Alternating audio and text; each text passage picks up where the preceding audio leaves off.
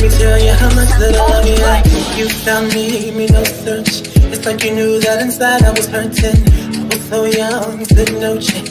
But you gave me a shot at a romance. I feel like you were like an angel sent to bring me life. Now that I'm with you, me one say that me love it, that me love it, that me love. Hey, me love go one day, wonder. What up, my baby, that me love, that me love. And I dance and sing and I sing because you make my life complete. Oh yeah, oh yeah. I can't believe that this is for me. Oh yeah, yeah, oh yeah. I can't believe that this is for me. Oh yeah. Shut up, shut up, shut up, shut up. Oh yeah, oh yeah, oh yeah. It's for me. Shut up, shut up, shut up, shut up, shut up, shut up, shut up, shut up, shut up, shut up, shut up, shut up. Oh yeah, oh yeah, oh yeah. It's for me. I've never felt this way. So when they ask us, say, oh yeah, we're going all the way. Tell me we happy, love you all the time and things. Sometimes I wonder if the thing could cut us under to get under. I know, but your love in my life control that. I lay down my life this way. Do anything to make you stay. All of the blessings they come my way, and all the bad things they turn and away. Sometimes life is such a scare. Your love gives me the strength to bear. Oh, shut up, shut up, shut up. Oh yeah, oh yeah, oh yeah. Just for me. Shut up, shut up, shut up, shut up, shut up, shut up, shut up, shut up, shut up, shut up. Oh yeah, oh yeah, oh yeah, it's fun.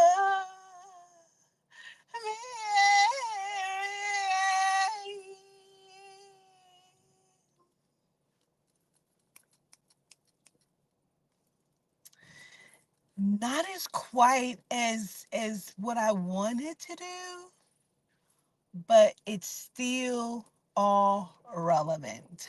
Okay. Greetings. Oh, excuse me. Greetings, y'all. How y'all doing? What are y'all doing? What are you even doing? I came on to give a quick story time. I had heard this, probably it's going to be a couple story times actually. But you at work? Okay. I need to clean these damn glasses out. What's on them? I don't know. Um, but yeah, I heard this crazy ass story today. I did not even know it was gonna go in the manner in which the fuck it had went. Oh, I can't see nothing. But first of all, yesterday once I got off the live, I saw some of the comments back. Um, some stupid person, I don't know who it was, telling me some, ma'am, you are not African. I guess with the beads. What are you talking about? Stop saying stupid shit. Go jack your dick and quit saying stupid shit, okay? Just let's do that. Let's pretend like let's not say we did, you know? Um and yes, I do believe that that was Soldier Slim. I didn't even let me tell you how crazy it is. I did not know Soldier Slim was dead.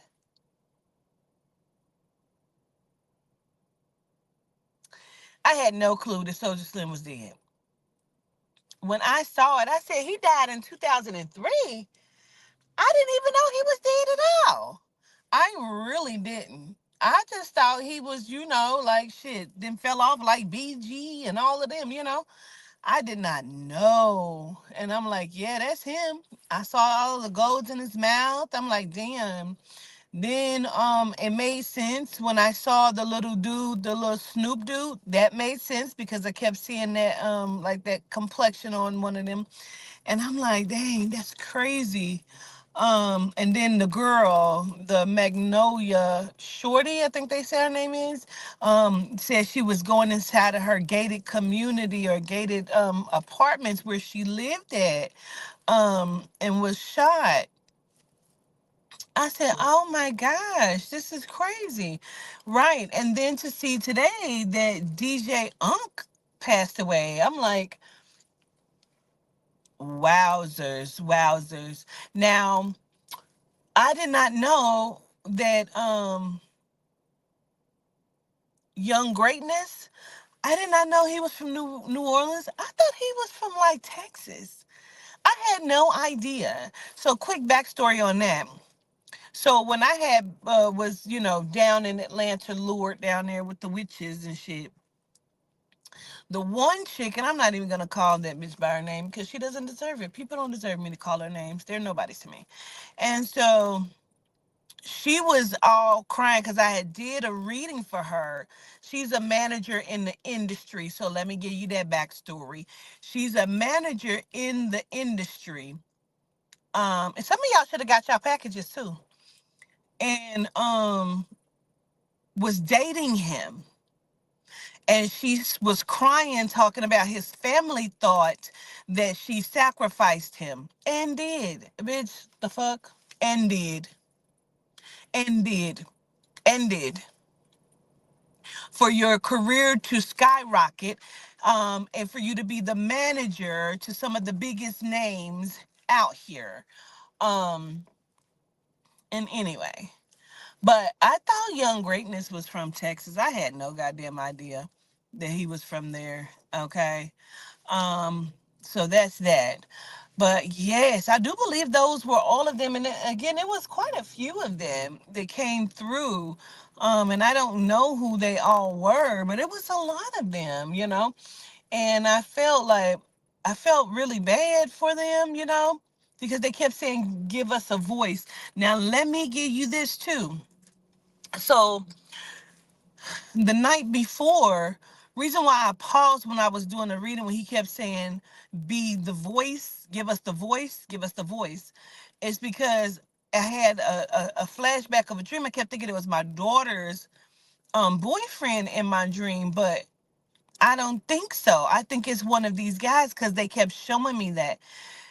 In the dream, a girl was sitting in the car. The guy had got out the car. He had on a red shirt, some gray sweatpants that was kind of like pulled up to the knee, like up under the knee, just kind of hiked up over the calf or whatever. And he had on a hat, a baseball cap, but he had a fro that was hanging out from up under it. He was on the phone as he walked up to the car, and he was looking me right in my eyes. And it's so crazy because his eyes almost looked blurry to me, but he kept saying, be the peace, or be my peace, or something. And I'm like, what?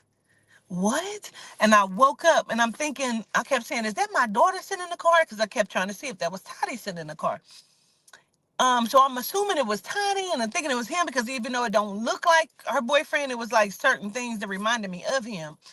But I started thinking, who does that look like that was in my damn dream? It looked like Lil Webby, even though he's still living, but that's who he favored to me. And I'm like, damn, what is the chances of that shit? So, and then after that, after I do the live, my daughter texted me and was like, Ma, I've been watching this show called um New Orleans Real Estate New Orleans, some show, but it's scripted. She said it got a lot of stars in it, but it's about New Orleans or whatever. And so I'm like, damn, what is the chances of all of this? Me not even knowing that Frankie Beverly, I had thought I heard he had passed away, but the Mandela effect is real, bitch. So you never know what's real and what isn't. So I'm like, but why is he coming in, and why are they talking about some Christmas event and all of this? With I had no idea that New Orleans puts on for Frankie Beverly like that. I did not even know. So for him to come through, um, girl, is that what it is? Why he keep wearing that black glove? Cause he only got one arm. I assume he had a stroke, and cause his hands look like he was shaking like this with that glove on. I said that's why he keep wearing that glove, cause his hand keeps shaking. But I did not know that they put on for Frankie Beverly like that. I really didn't. I didn't know that they do a Christmas for him. I didn't know they had did another funeral and all of this shit. I had no idea. So that was that. You know what I mean? Um, yes, he performs. I had no fucking idea. Family Business New Orleans. That's what it is. And she was telling me how good it is. So, his arm is paralyzed from an accident. What? I said, why does he keep wearing his glove? Is it shaking? I was like, this is craziness right here. When he was on the show. Anyway, let me get to the story time of what I heard today. It was so crazy. And I'm telling you, all of this has a motherfucker probably ain't gonna like what I said. They probably ain't gonna like it, Carbon. What's up, Tashina? Hey, Vaughn. What's up, Miss Antoinette? Roxy 1990. What's up, Lish? Greetings to my mods. Love y'all to a life and back. Make sure you're hitting the like button when you enter. This is not your mama's house. This is Quatina's house. You may not speak when you go in your mama's house, but you gotta speak when you come over here. So hit the like button or go find some dog food somewhere else. I don't care. Whatever you do, whatever they said in that song. I don't know. Anyway, um, the story.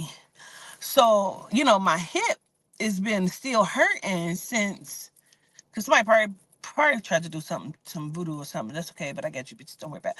But my hip been fucked up for a while now, probably like 2 months, 3 months. So I'm telling the lady that, and she starts telling me about her hip that she had got pushed off of, please listen to this. She got pushed off of the back of a U-Haul, and that she had fractured like 3 or 4 of her ribs, and um um or bruised 3 or 4 of her ribs, and fractured her hip in 2 places.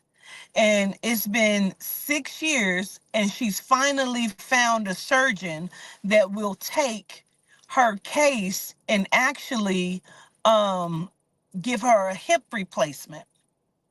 So she starts telling me of how this happened. Greetings to Facebook. Hey, Rhonda Thompson. Hey, Monet. Hey, Miss Olivia. So I'm like, you were pushed. Okay. And so, I'm in my phone, but I'm listening to the story. And so she's like, yeah, this is a genome. She's a genome. So she's telling me this story, and she says, I got a call from my friend. Her and this girl have been friends. Bitch, let me not jump ahead. Her and this girl been friends for 6 years, okay? At the time of this. She got a call from her friend of 6 years, and she said, oh my God, I need some help. Can you help me? Like, today is like the last day I have to be out of here. She was moving, and she said, sure, I will come and I will help you. um like, get your stuff, move. She said she pull up, the girl got the U-Haul out there. So she's like, she got up on the U-Haul, she's helping her, she's doing her thing. And she said to her friend, she said, girl, when are you gonna get you a man that can get in here and help you? And the friend told her, she said, I got one. He's just lazy, and it's hard for me to get him to do anything. Now, I'm going to repeat that shit. She said, I got a man. He's just lazy, and it's hard for me to get him to do anything. Right? Now, her being her friend of 6 years, she was shocked because she didn't know. She didn't know she had a man. She was like, oh, okay. So they're like moving the stuff up on the U-Haul, and a car pulls up, and she says, oh, he's here. He got to get off work. He came to help. The man is her dude. Her dude. The one she asked her about. She says, when are you going to get a man? And she says, I got one. It's just hard for me to get him to do anything. He's kind of lazy. So after a while, he pulls up. She says, "Oh my God, he's here. He got to get off work." She says he gets out the car. She look, then she look at her friend.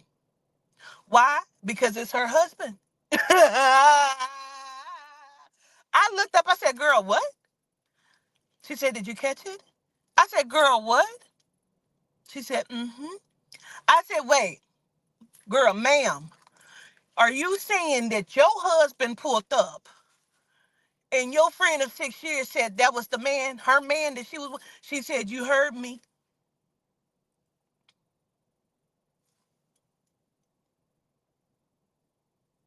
Mm. I said, "Girl, what?" Did. She said, "He walked up and said, 'Did you tell her?' She said, 'I didn't have to. She figured it out.' She said, 'I told that motherfucker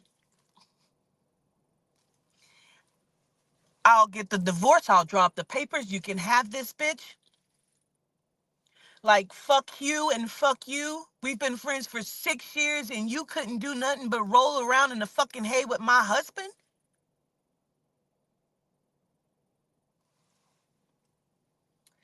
She says she turned to walk down the ramp and the bitch pushed the couch into her. She missed the ramp, fell off the back of the truck, and fell into the curb and broke her fucking hip.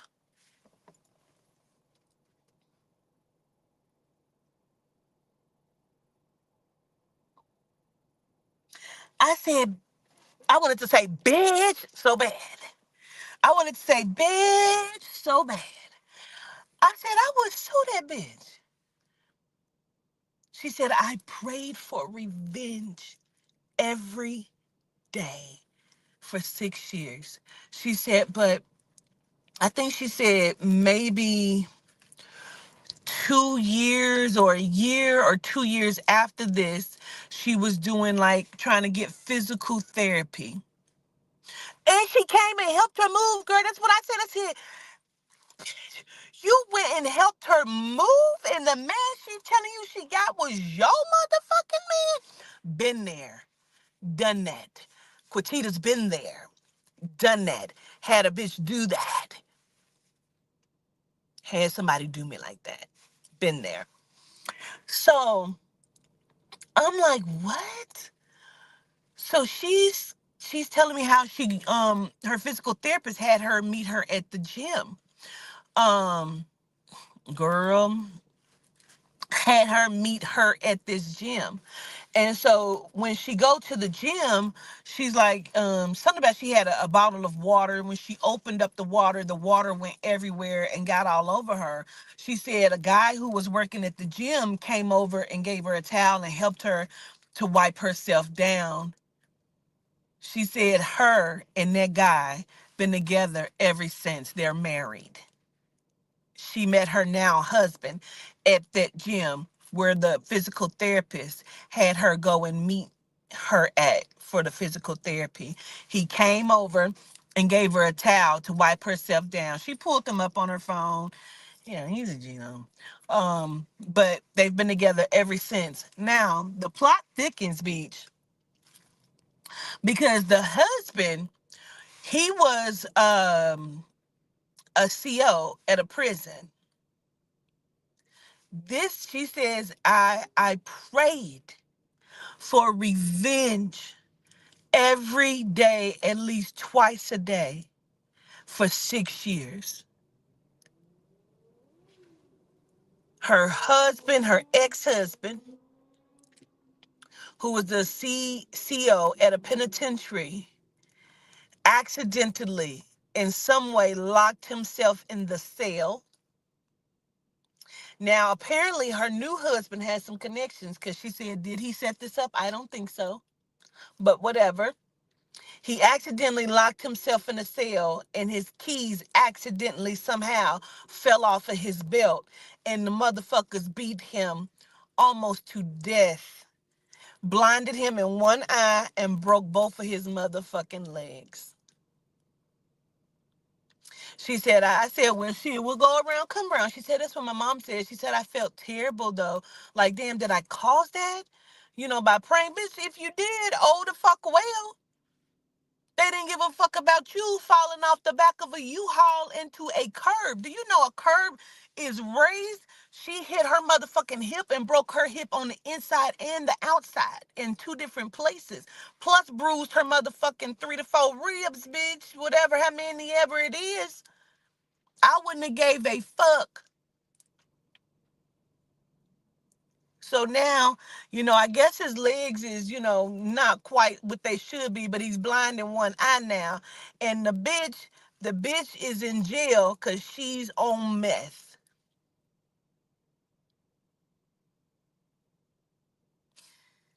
There is a morals to this story.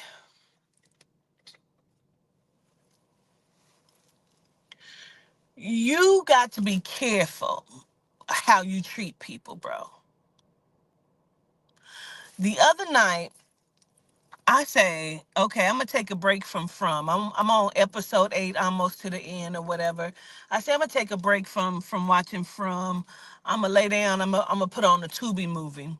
Now I'm so motherfucking sleepy, bitch, because it's like 4 or 5 in the morning. But Spirit tells me to put this movie on. Say go to Tubi. I listen to me. Spirit said go to Tubi to find the movie, and I'm like, okay. Um, I go to Tubi.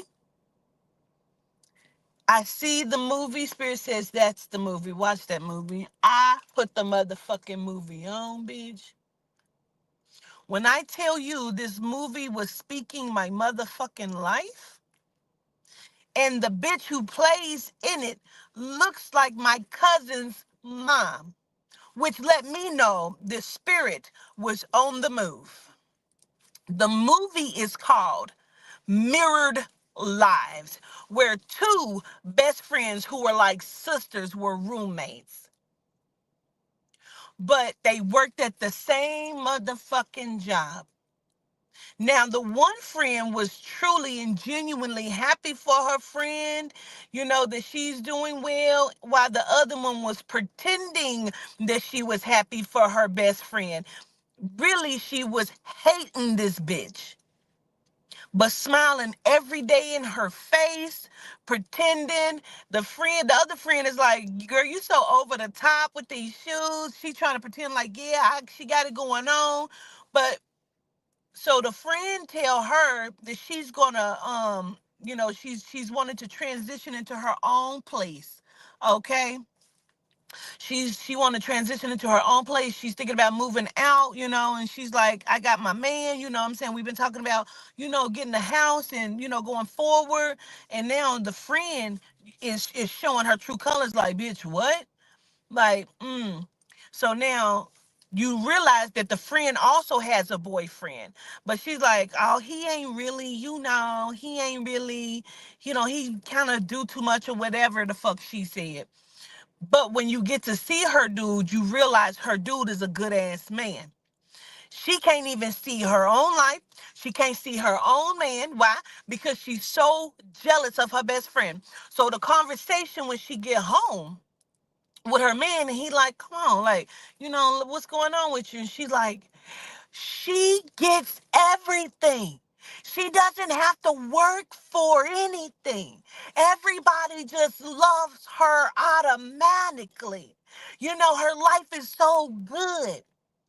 Meanwhile, she don't know what the fuck her friend is going through. Her boyfriend keeps telling her, like, you don't know that. Whatever she got going on in her success doesn't have anything to do with you. You just don't understand. I'm not seeing. People don't see me. He like, well, what the fuck that got to do with Tiny? She like, because people love her. He like, and again, what the fuck does that have to do with you? Your success is your success. Her success is her success. What does her success have to do with you?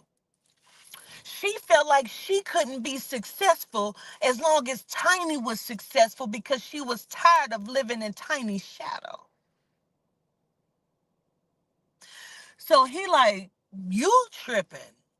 Come get this dick. Okay? So they get their little sex scene or whatever. They go to sleep. Tiny comes in with her man. She's going up to her room. They having a conversation. He like, did you tell her? She was like, I told her some, but I couldn't tell her all because she got that look in her eyes. I could tell how she was feeling. I just really want her to be okay. I want her to be happy. Why? Because that's a real bitch and a real friend. She said, that's like my sister. We're like sisters. And I know it's true, bitch. So they go up to their room. She hears them. She wake up out her sleep and hear them. So she's creeping up the motherfucking steps to their room.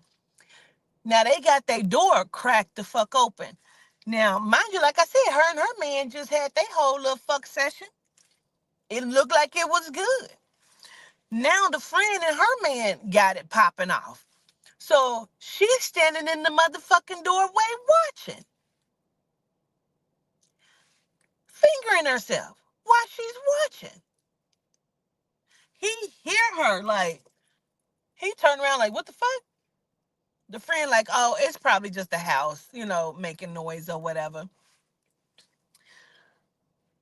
The next day, now the boss is telling, I think her name is like Tasha or something, is telling her like, listen, you need to step your game up. We done lost all of these clients because of you not stepping your game up. She keeps saying, well, I'm trying. Meanwhile, she can't do her job because she's worried about her best friend Tiny being overly successful. Now it's a messy bitch in the midst of this, a third party ass bitch that's carrying bones and causing issues, okay? So the best friend that's jealous goes and tells the messy bitch in the office, well, don't tell her I told you. Sounds so familiar, bitch, a cousin. We'll do it in a heartbeat. Don't say nothing. Don't say I said. Don't tell nobody. But her and the boss is fucking. So now she want her reputation fucked up. She trying to shit on this bitch as much as possible to bring her down for whatever reason she feel like this is going to help her be greater in her fucking life for whatever reason. Meanwhile, she didn't hear the boss when he said we're losing clients because of how you're dressing, your lack of performance, and you're running people away. Never did she hear that. Meanwhile, she has on this ugly ass, short ass dress that you should not have on at work. But whatever. So she begins to like try to sabotage and fuck Tiny's man. So now she's like rubbing all on him and trying to sabotage her and is fucking with Tiny's head. So now Tiny's like work performance is starting to slip a little bit, which is feeding her ego and it's like making her want to do better and better because she see her friend going down. So she tried to lure Tiny's boyfriend into fucking her on the couch. So he pissed because he didn't came to the office and overheard them talking about how Tiny is fucking the boss. So he didn't caught up with the boss outside and beat the boss the fuck up. So he go over to the house and now the jealous friend, I think her name is Tasha. I cannot remember that bitch because it's unimportant. That's why. Um, is trying to lure him in to fuck her on this couch. He goes for it. He get on top of her like they about to fuck. Here come Tiny. Like, what the fuck are you doing? She's screaming like he trying to rape her. Like, oh, get off of me. I'm so sorry. I'm sorry. I did not know he was going to do that. Meanwhile, bitch, you ain't got no clothes on. You're down here in some boy shorts and a bra. But Tiny wasn't even thinking of that because she was thinking about the safety of her best friend and always being concerned with her motherfucking best friend. Not seeing that bitch for who the fuck she was for real. So she like, It's okay. Don't worry about it. Don't worry about it. Fuck him. I did not know he had that in him. I did not know he was that kind of person. She's still kind of like, I'm so sorry. I just can't even believe this. I would never, girl, whatever. So they, they go on, the boss come in and, had told, um, like Tiny, like it's okay. I didn't know, like don't worry about it, all this other shit. So Tiny over here, the messy bitch is talking and heard her say, um, that the best friend was who is doing all of this rumor milling. She's behind everything. So now Tiny is pissed. Oh, that's what it was. That's what it was. Uh, Tasha get up to go use the bathroom because they go to lunch, and her phone ring or beep, and she look at it and she see the text message or the voicemail saying about her spreading that rumor, and she's so happy that she's telling everybody the truth about Tiny. So Tiny get up, she leaves, she's furious now at this point. So she go home, and so when she get there, Tasha's there, and Tasha's like, "Girl, what happened? You left so fast. What's going on?" She was like, "Bitch, I know. I know about you, and I knew everything that you fucking tried to do. Everything you did, bitch, I know." So now Tasha's like, "Finally, bitch. Finally, now you know how the fuck I feel for real about you." She like, "Bitch, wait, you're my best friend. We're like sisters, bitch." She was like, "Girl, fuck you. I'm tired of living in your motherfucking shadow, bitch. Everybody love you. You don't have to work hard for nothing. You don't know what struggling is like." She like, "Bitch, what are you talking about? I've struggled. I'm just I'm just at the top of the struggle now. What are you talking about?" She's like, "No, I'm sick of you." So she like, "You know what? Don't worry about it. This friendship is over. The friendship is now done, bitch. You go do you and I'ma do me." Now she's in a panic. "No, no, no, listen, I'm sorry, Tiny. No, no. Please, Tiny, please." Tiny like, "Bitch, get the fuck off me and fuck you." And she push her. When she push her, Tasha fall and hit her head and it kills her. Moral of the story is, bitch, jealousy will kill you, bitch. Worrying about the wrong shit will kill you, bitch. And the motherfucker ain't even got to do nothing. It's going to be your own actions that can kill you, bitch. It's your own actions, bitch, that'll make you lock yourself in a jail cell with a motherfucker. It's your own motherfucking actions, bitch, that'll get you locked in the jail cell, motherfucker. It's your own motherfucking actions that'll get your ass on meth, have your ass a raging alcoholic out here where you done lost everything, and you keep blaming another motherfucker as if you falling off your motherfucking dean and not raising your two children properly, bitch. It's got anything to do with somebody else running around here trying to cast spells. You're paying people to do shit. You think people don't know all of the people you done linked up with that you're trying to hire to help to kill you, help kill a bitch for you, all because you jealous because you feel like if this bitch is on top, I can't get on top. What the fuck that got to do with you? You got to remember all of the work that's unjustified that you do can come back on you. Story time number 3. I do some readings for a mother and a daughter at separate times. And, the mother afterwards was very cool. We talked about, like, the shots to help you lose weight and all this shit. We talked about that. And I'm like, I don't trust anyone, but I'm always watching people. I'm going to give you the benefit of the doubt, but I'm always going to watch you. And so I had told spirit, the soul and the spirit, show me what it is that I need to know because this person seems cool, but it's something that makes me feel like I cannot trust this person. And if you see this after this, you don't even got to text me or call me, mama, because it's okay. So I'm like, Spirit say, I want you to text and say that you're going to come out that way to where she is.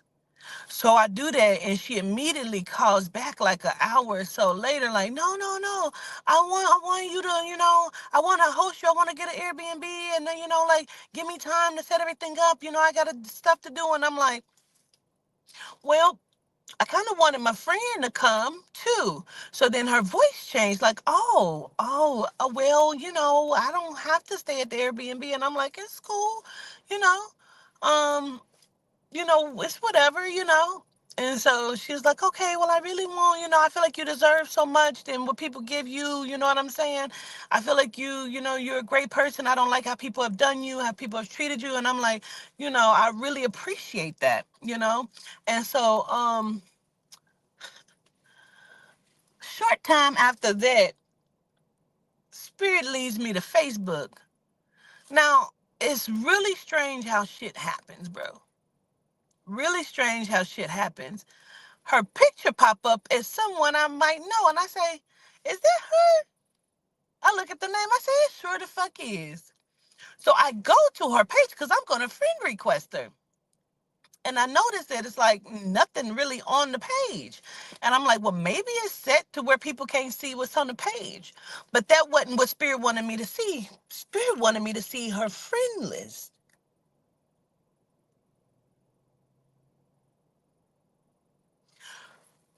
When I saw the friend list, I saw about 4 or 5 names that I recognized.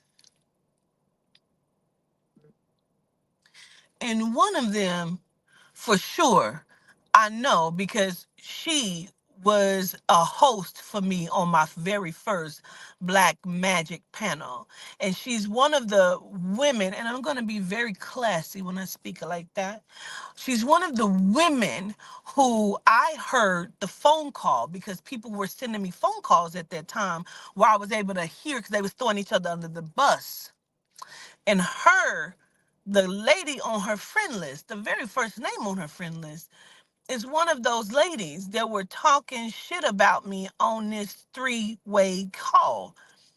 Talking about in 60 days, Quatita going to be dead and all of this other shit. And, she's one of the people that was flying out to North Carolina to sit with amongst these demons, and talk about me. And I thought, that's weird. So I go down a little bit more. I recognize another name. I say, I know I see that person in my chat. Even still today, it seemed like, I know that name. Huh, that's interesting. I go down again. I say, I recognize that name, but I don't really know who that is, but I know I've seen that name before. Then I come down to another name, a name I know very the fuck well. The name was Artego. I said, interesting. She's friends with Artego? How does she even know Artego? That's interesting. Spirit said, click up on it. So I click upon it. And I scroll down, and the very first post is from August, like 24th, 2024. Just a mere few months ago. You know, not too long. And he says that he has cancer, skin cancer on his stomach and on his back, and that he's pretty much fighting for his life. I'm sure you are. After you have sat on people's platforms and dogged me the fuck out when I helped you, I did nothing but fucking help you. And you gathered my staff up. Y'all had split my staff up and had people go down to motherfucking Arizona and Texas and live on a compound and had people calling me, trying to lure me in places to get me and kill me. I'm sure you are.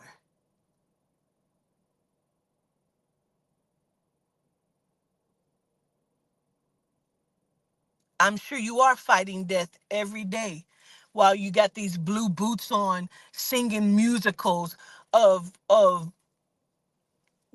When Beyonce's unavailable, who do they call? Artego. Nobody calls Artego. You look like a head on a toothpick because that is how much weight you have lost. I do not feel sorry for you. I do not feel sorry for you. I will not feel sorry for any of you because it's all coming for all of you. Swear it. Swear it. That ain't nothing but spirit letting me see it. I don't feel bad for you. He was asking for donations of $5. I wouldn't give you 5 cents. I wouldn't piss on you 5 times. Matter of fact, I've called a couple people on FaceTime so we can just laugh, not at the cancer, but at those blue boots in your performance. You will never be in anybody's star musical ever. You are going down. And you're going to continue to go down until it's done. I just wanted you to know that I know. I want her to know that I know all of the people that she is friends with on Facebook. I don't give a fuck if you know them or not. Spirit showed it to me. Never ever call me again, ma'am. Never ever text me again, ma'am. I'm getting ready to block you after this. I don't even give a fuck. All of you are going down to the dust. Pile me faux dust. Don't give a fuck. Don't give a fuck. Don't give a fuck about your diagnosis. Don't give a fuck about your blue boots or this black shirt that you keep wearing in every fucking thing that I see you on. Or this ugly ass Michael Jackson jacket from 1980. I do not give a fuck with your slick back, fake ass curl, good hair, bad hair. Who gives a fuck? I don't give a fuck. I just want you to know I know that you're dying. Because you wanted me dead. Just like all of the rest of them. And that is the moral of story time today.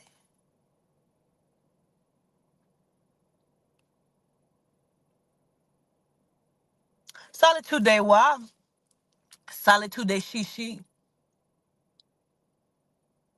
I don't know why he can't heal himself. He said he was Lucifer. Remember? He said he was the morning star. He said he was Jesus and Lucifer. He said that. So maybe he can heal himself. Anyway, good talk. Good fucking talk. Have a great night. I love y'all to life. It is Adina first and Yehuda only.